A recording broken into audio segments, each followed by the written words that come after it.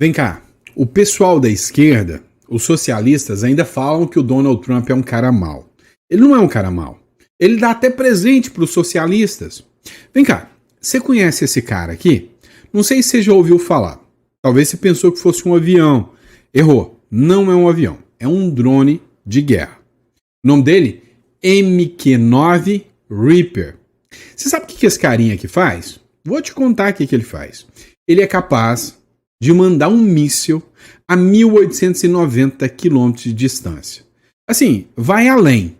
Mas na prática, vamos dizer que se alguém quiser disparar lá de São Paulo, lá do litoral de São Paulo, para acertar a sua testa em Brasília, o Reaper faz. Não, ele foi utilizado no Iraque, na Síria, ele foi utilizado em vários locais, como por exemplo o Afeganistão, para pegar lá o Bin Laden. Lembra disso? Agora, seria bem sugestivo se esse presente fosse parar bem no meio da Venezuela. Não seria? Pois é, mas foi. E aí é que a nossa história fica interessante. O Maduro ficou sabendo dessas informações, de que esses drones iriam parar lá no espaço aéreo da Venezuela. E o que ele fez?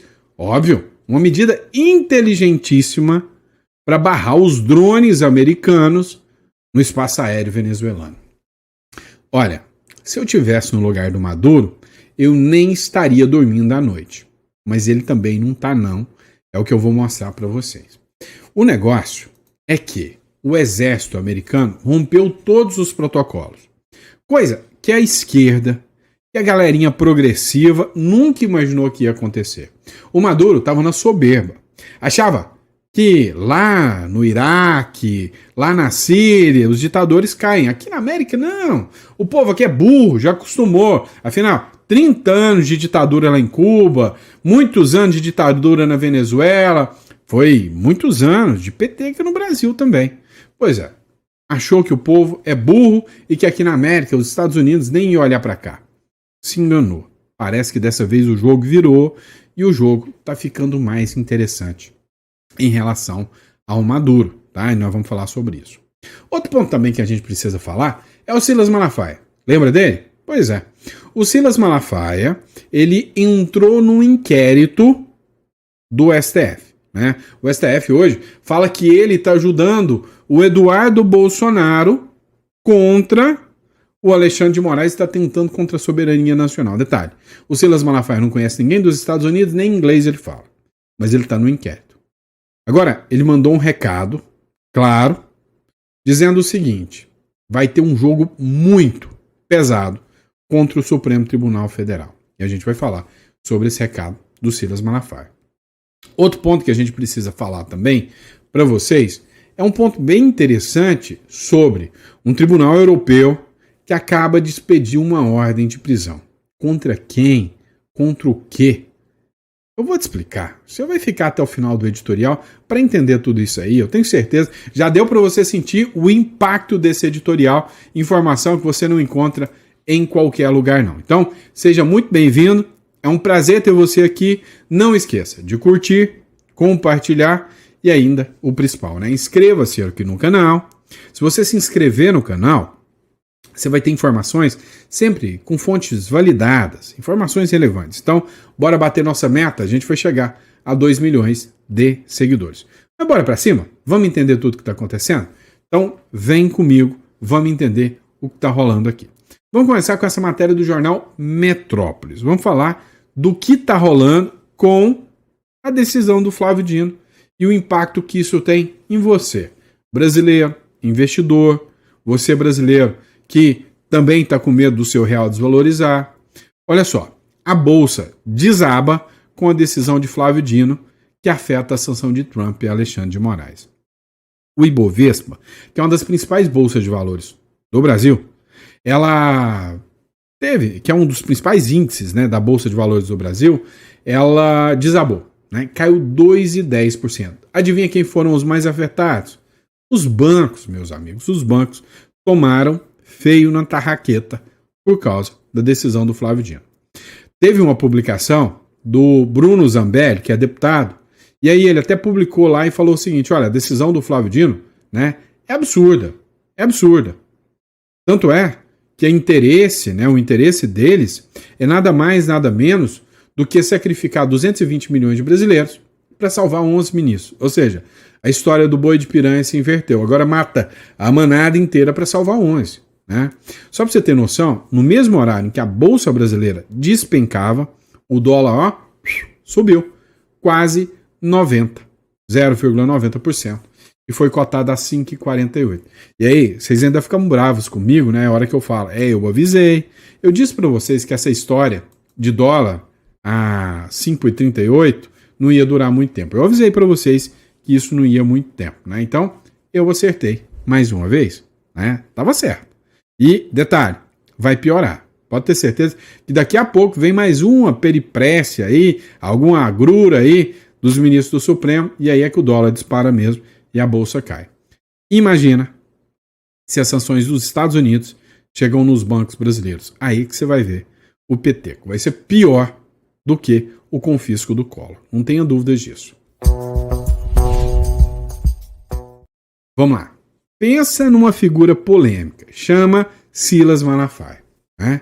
O Silas Malafaia, eu vou falar para a verdade para você, eu não vou muito com a cara dele não. Acho ele muito cheio de iê. E ainda tem gente dizendo que o plano, né, do Malafaia é ser presidente. Muita gente estava até falando, agora eu entendo.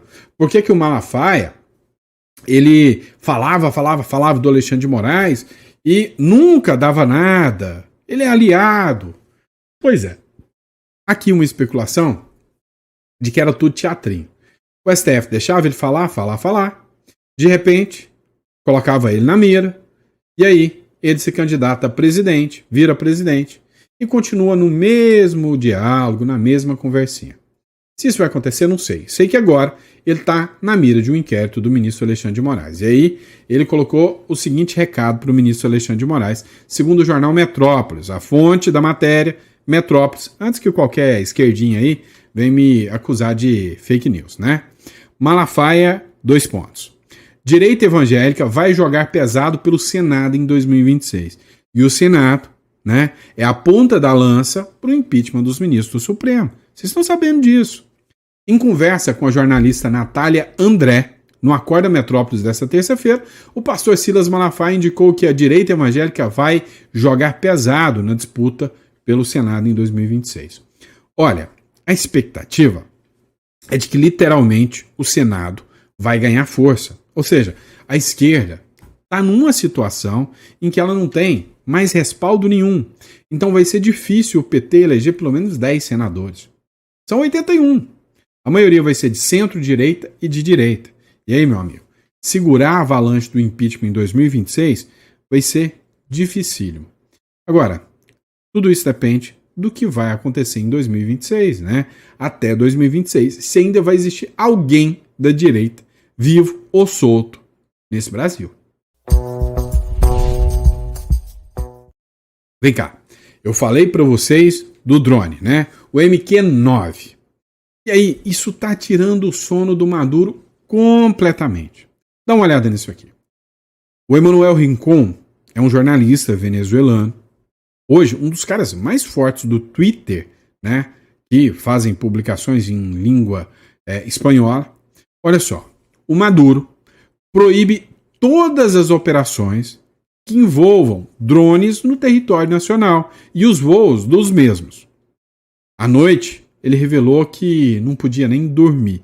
E aí está aqui, né, o documento que o Maduro publicou, né, proibindo os drones de sobrevoarem a Venezuela. É óbvio que os Estados Unidos vão ficar com medinho, né, da lei do Maduro e não vai mandar os drones. Brincadeira, né? Na verdade, é o seguinte. Hoje, os venezuelanos sabem que existem muitos e muitos infiltrados americanos lá dentro da Venezuela. Isso é verdade. Só para você ter uma noção, você lembra o que aconteceu com o pessoal que estava preso lá na embaixada, né? Você lembra disso? O que aconteceu? O pessoal que estava preso na embaixada, lá da Venezuela, né, da Argentina, lá em Caracas, e estava sob a tutela dos brasileiros, lembra disso? Expulsaram os cônsul, né, os embaixadores argentinos, o Brasil tomou conta, os refugiados, os fugitivos lá que ajudaram a Maria Corina, fugiram para para a embaixada. Os Estados Unidos entrou, tirou eles de lá de dentro, mostraram o dedo do meio para o Maduro e saíram na boa. Infiltraram e o Maduro ficou chupando o dedo, não quis nem comentar tamanha vergonha que ele tomou. Agora é sério, você acha mesmo que se eles quiserem, se os americanos quiserem, eles não vão tocar o terror em cima do Maduro? Não é uma lei que vai segurar, não é? Então deu pra você sentir o drama que o Maduro tá tendo. E aí tem até burburinhos que ele já tá, dando linha, igual o Bashar al-Assad fez, né? Para não terminar como o Bin Laden, nem como o Saddam Hussein. Dá uma olhada aqui numa matéria do jornal Opção. Ainda vamos falar para vocês o que os Estados Unidos estão fazendo com o seu exército. Romperam protocolos. Próximo bloco eu te mostro. Olha só, o jornal Opção fez essa publicação aqui. O exército americano rompeu os protocolos e enfrenta os cartéis do narcotráfico como terroristas. As relações entre Estados Unidos e os cartéis latino-americanos chegaram a um ponto de ruptura em 2025. O governo Trump rompeu todos os protocolos e inaugurou um caminho arriscado. Pela primeira vez, tropas americanas foram liberadas para agir diretamente contra organizações criminosas acusadas de infiltrar-se, tanto além das fronteiras quanto dentro delas. O estopim veio com uma revelação, publicada pelo The New York Times. Uma diretiva secreta, assinada por Trump, concedeu ao Pentágono poder para conduzir operações militares contra cartéis, agora classificados como grupo terroristas. Deixa eu contar um trem para vocês. O tal do Homem Laranja, o Donald Trump, é estrategista pra caramba. O cara literalmente é safo. Você quer entender o porquê? Para pensar. Existe a desculpinha da esquerda, da galerinha progressista, da left people, de que a defesa pela soberania. Você tá vendo alguém falar isso por aqui, não tá? Vamos defender a nossa soberania. Pois é. O lance é, se o Trump declara guerra ao Maduro, é óbvio que vários outros países, como Brasil, Colômbia, iriam aparecer com aquele papinho de estão violando a soberania da Venezuela. Ia aparecer gente até lá das Europa para falar isso. É ou não é? Pois bem, o detalhe agora é que o Trump, safo do jeito que é, declarou guerra ao narcotráfico e aos terroristas, classificando os grupos criminosos que sustentam a esquerda latino-americana de terroristas. Ou seja, agora eu não vou enfrentar o Maduro, eu vou enfrentar o Trem de Aragua, que é um grupo narcoterrorista. E o líder deles é o Maduro. E aí o detalhe é o seguinte, se algum progressistazinho europeu, se algum Macron da vida aparecer para defender, como é que ele vai justificar que ele está defendendo terrorista e não o Maduro? Porque o Trump declarou guerra não ao Maduro, mas ao Trem de Aragua. E se o Maduro é o líder do Trem de Aragua, ele vai de arrasta para cima junto. Deu para entender? Jogada inteligente do Donald Trump, vamos admitir. Mas o negócio é o seguinte, eu duvido que tenha uma sequer pessoa no mundo que seja sensata, que não tá doido para ver a queda do Maduro, né? Dá até para ter dó do Maduro. Dá não, já passou. Todo mundo quer ver a queda dele mesmo. Dá uma olhada, por exemplo, né? Na publicação do site Monitoreamos, que é uma ONG, ela diz o seguinte, o congressista Carlos Gimenez celebrou, né, a ação, né, o desenvolvimento militar dos Estados Unidos no Caribe. Ó, o que ele falou eu gostei. Maduro deve ser aniquilado. Não, agora não é nem só mais, deve ser deposto, deve ser denunciado na corte, não, é aniquilado. Vão mandar ele, pro fundo do poço mesmo. O congressista republicano Carlos Gimenez respaldou, né, a ação militar estadunidense no Caribe para combater os grupos narcoterroristas, como o Cartel de Los Soles, venezuelanos, e arremeteu também diretamente, né, e direcionou contra o Nicolás Maduro, a quem classificou como o narcotraficante mais perverso do nosso hemisfério. Agora eu te pergunto, como que os democratas americanos vão defender o Maduro? Ou seja, O Trump amarrou o negócio de uma forma que eles estão atacando um narcotraficante, igual o Pablo Escobar, e não um presidente de outro país. Então, nem os democratas de esquerda estão abrindo a boca para falar que o Trump está errado. Ninguém teve coragem. E aí, eu achei muito interessante. Tem um ex-estrategista de guerra, que é o Gerson Gomes, veterano militar e jornalista também. Ele fez uma análise muito interessante que a gente precisa discutir. Segundo a análise dele, ele acha que o Maduro já está dando linha, vazando, fazendo igual o Bashar al-Assad. Se você não lembra, o Bashar al-Assad era o ditador lá da Síria, amigo demais do Maduro, amigo do Lula também, tá? Inclusive até o Lula deu a maior honraria que algum agente estrangeiro poderia receber, né? Que é o medalhão Cruzeiro do Sul, se eu não me engano o nome, deu para o Bashar al-Assad. E aí, adivinha, o Bashar al-Assad achou que nunca ia cair, ficou anos e anos no poder, mais de 30 anos no poder.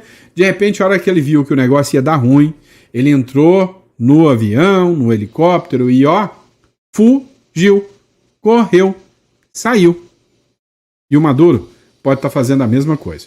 Então, dá uma olhada nessa publicação aqui, que foi feita pelo Tomás, né, citando aqui, né, a matéria do Mundial Telenotícias, né, um trecho aqui da matéria, onde o Thomas diz o seguinte, acompanha aqui comigo, né, Breaking News.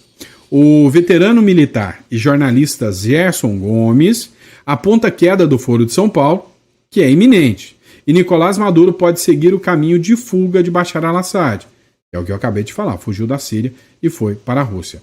Para Gomes, é difícil imaginar que Marco Rubio não tenha costurado algum acordo com a Rússia. O xadrez geopolítico avança rápido demais para ser um mero acaso. Escuta só o trechinho que o Gerson fala aqui, vale a pena assistir.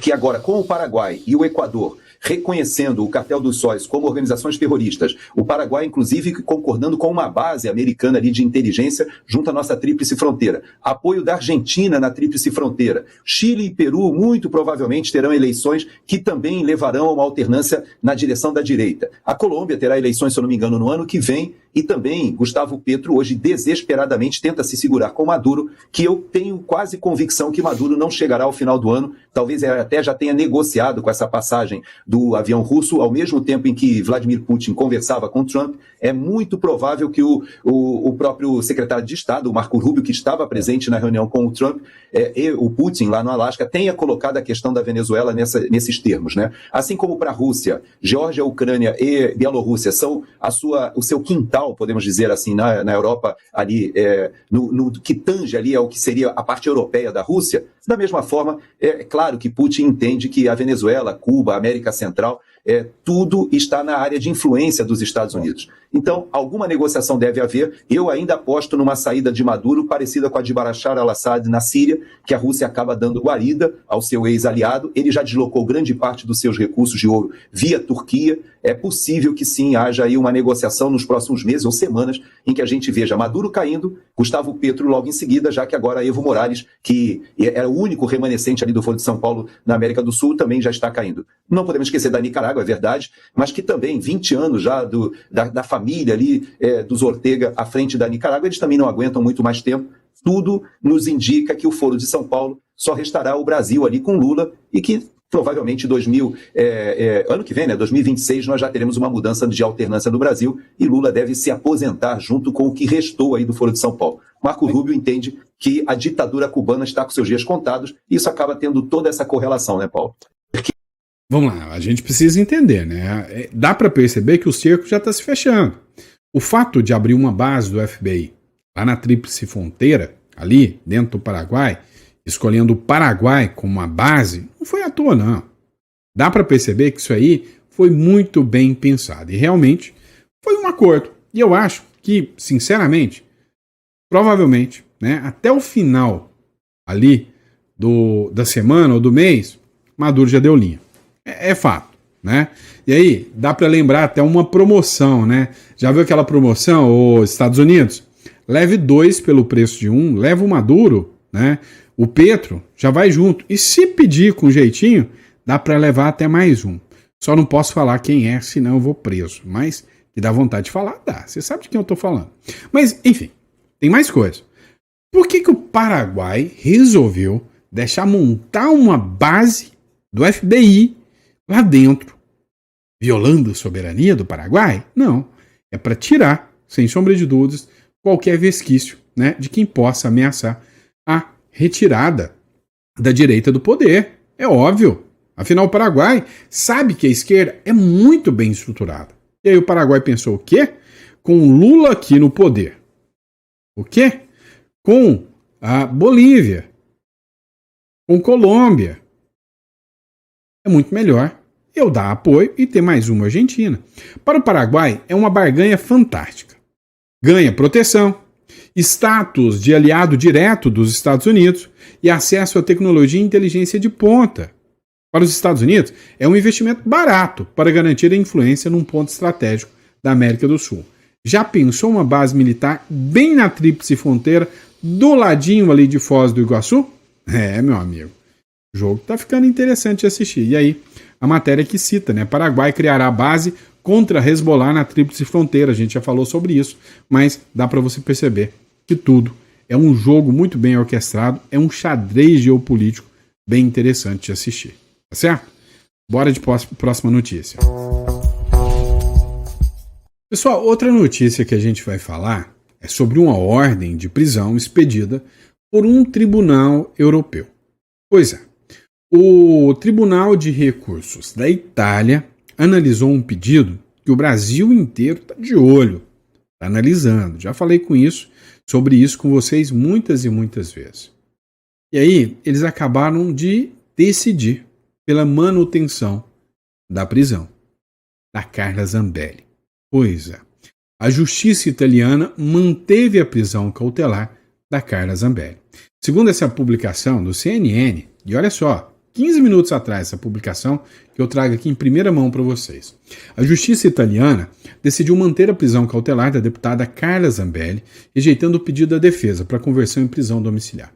Olha só, a defesa argumentou o seguinte: falou que não tinha um pedido de extradição oficial, ela não teve um julgamento, né, justo e que ainda a questão de saúde dela não estava tão boa. 2 argumentos já foram refutados. O que sobrou agora é a questão da saúde da Carla Zambelli. Então, se assim os magistrados entenderem, a Carla Zambelli vai, né, poder sair. Agora, a parlamentar está sendo condenada, já foi condenada a 10 anos de prisão pelo caso lá do Walter Delgatti. Você lembra? Do hacker lá de Araraquara? Então, depois dessa decisão, ela deixou o Brasil, foi para a Itália porque ela tem a cidadania italiana. Acontece que foi feito um pedido de inclusão na lista da Interpol. E a Carla Zambelli falou que a inclusão na lista vermelha da Interpol foi ilegal. O ministro Alexandre de Moraes deveria ter mandado por via diplomática, ele mandou direto para a Interpol o pedido, mas a justiça italiana rejeitou, marcou uma nova, agora para ela, para o dia 27, né, para ver a questão da saúde da Carla Zambelli, mas até lá, né, ela vai esperar isso aí, atrás das grades, né, presa por ordem do ministro Supremo Alexandre de Moraes, lá na Itália. Pois é, situação tensa da Carla Zambelli. Vamos lá. Tem outro caso que está chamando a atenção e muito. Você lembra dessa imagem aqui? Pois é, esse aqui é o irmão do Lula. A oposição está preparando uma armadilha para pegar o irmão do Lula. A oposição disse que vai convocar o irmão do Lula para ele ser convocado e prestar esclarecimentos lá na CPMI do INSS. Quem fez a publicação foi o Sóstenes Cavalcante. Ouça só esse trecho da matéria aqui do CNN Brasil. Nós vamos discutir agora com vocês, da CNN Brasil. Vai falar da CPMI que vai parar o país. A CPMI do INSS. Há grandes expectativas da direita à esquerda. Ela vai começar a funcionar essa semana. E o PL de Jair Bolsonaro pretende apresentar um requerimento de convocação do José Ferreira da Silva, irmão do presidente Lula, Isso no âmbito da CPMI. A comissão parlamentar para apurar fraudes em aposentadorias e pensões deve ser instalada amanhã com a divulgação do cronograma de reuniões. Os partidos de oposição já trabalham com uma lista de pedidos de requerimento para as primeiras sessões, entre eles para que seja ouvido o irmão do presidente, o conhecido como Frei Chico.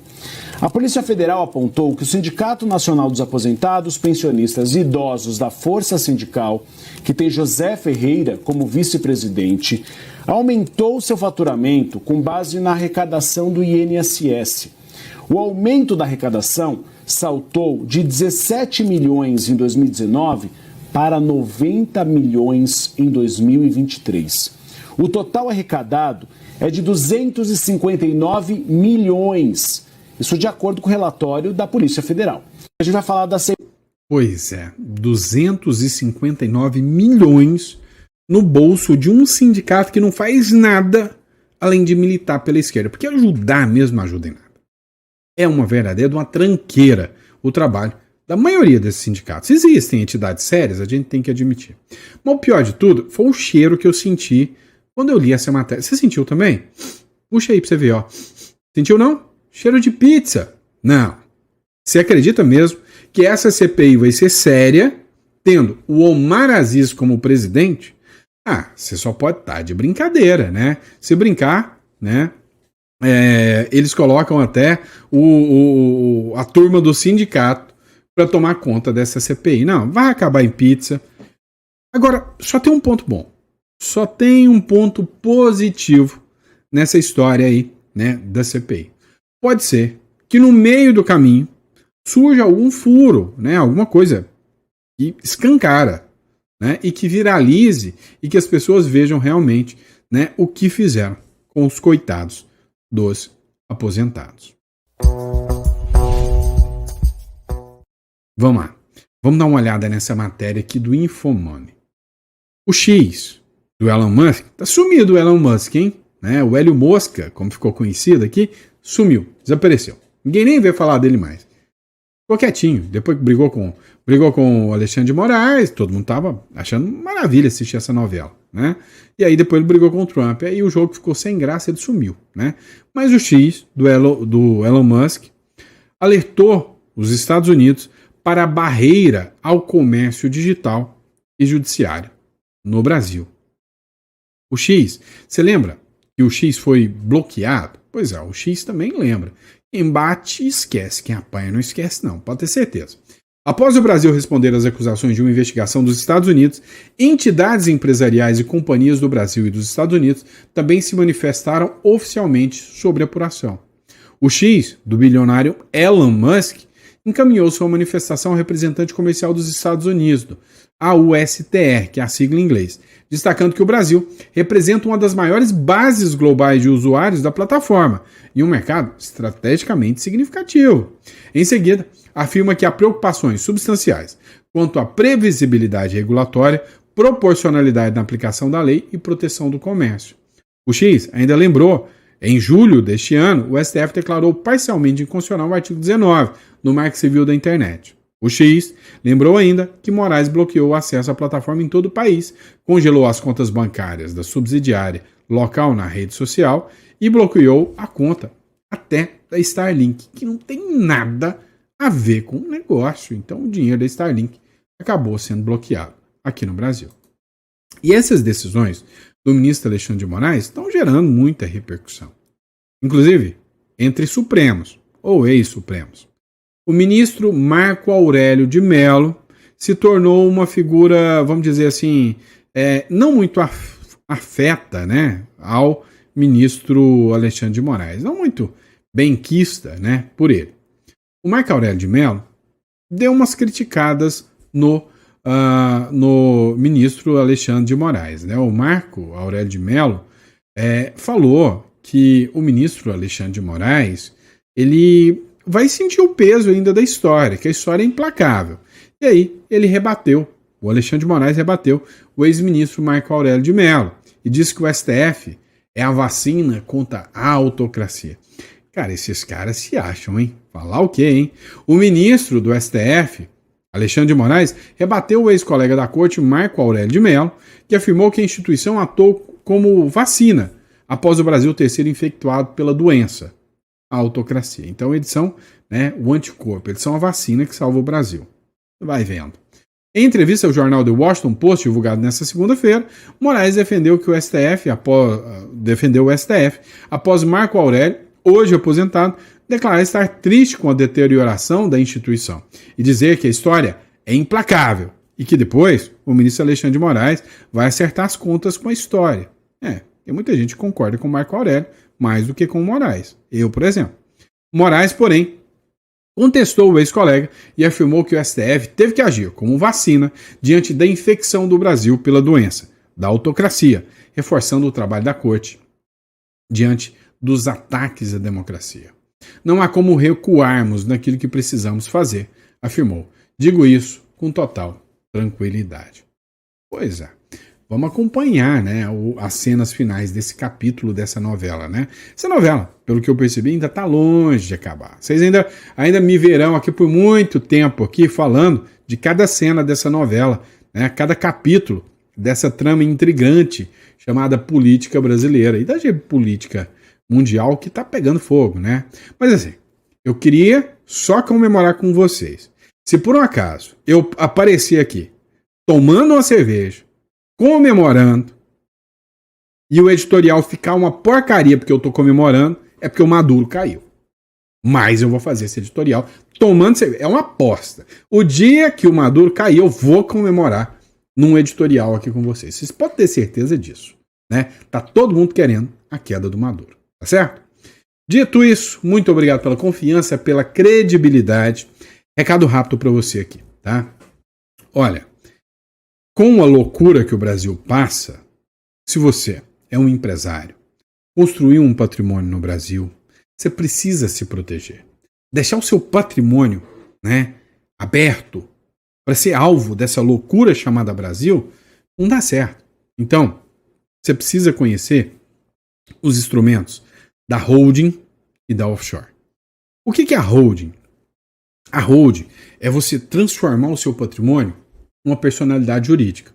Você tira do seu CPF, monta uma empresa específica com cláusulas próprias para proteger o seu patrimônio. Você protege e blinda o seu patrimônio. Se você construir um offshore, você consegue tirar até a jurisdição do Brasil, contas bancárias, em dólar, entre outras questões. Você foge do inventário.